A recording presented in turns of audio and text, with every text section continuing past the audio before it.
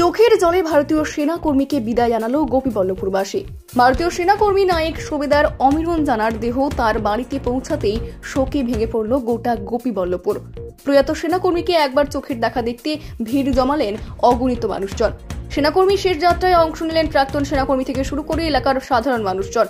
উল্লেখ্য, জন্মসূত্রে গোপীবল্লভপুরের শিবজুয়া গ্রামের বাসিন্দা অমিরন জানা দীর্ঘ 18 বছর ধরে ভারতীয় সেনাবাহিনীতে কর্মরত ছিলেন। জীবনের শেষ দিন পর্যন্ত নায়েক সুবেদার পদে কর্মরত ছিলেন বলে জানা গিয়েছে। তবে গত মঙ্গলবার হঠাৎ অসুস্থ হয়ে পড়েন ওই সেনাকর্মী।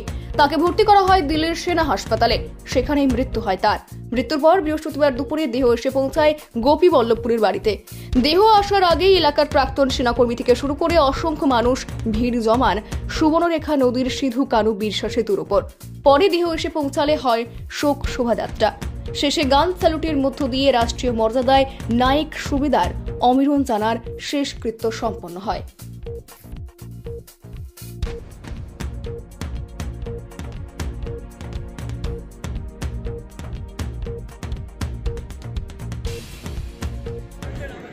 নায়েব সুবেদার অমিরন জানা আমারই ছোটোবেলার বন্ধু।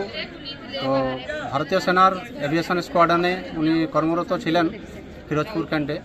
তো আমি কাল শুনতে পাই যে ওনার এরকম শারীরিক অসুস্থ হয়ে দিল্লির আর্মি বেস হাসপাতালে ভর্তি ছিলেন। তো ওখানেই ওনার শেষ নিঃশ্বাস ত্যাগ করেন উনি।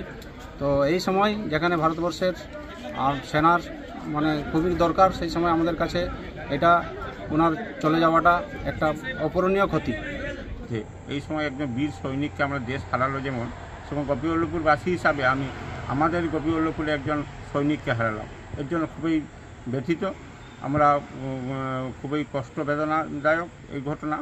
আর আজকে হাজার হাজার লোকের চোখের জলে গোপীবল্লভপুরবাসী পুরো আজকে একটা বীর সন্তানের কে হারালো। কীভাবে মারা গেল?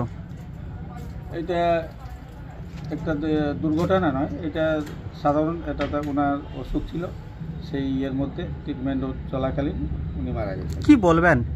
বলা অমিরন সেনাপতি একজন খুব ভালো ছেলে ছিল, খুবই কর্মরত এবং শিক্ষা দীক্ষায় খুবই ভালো ছিল। এলাকায় নাম ছিল, টিউশন করতো, হঠাৎ চাকরি পায়।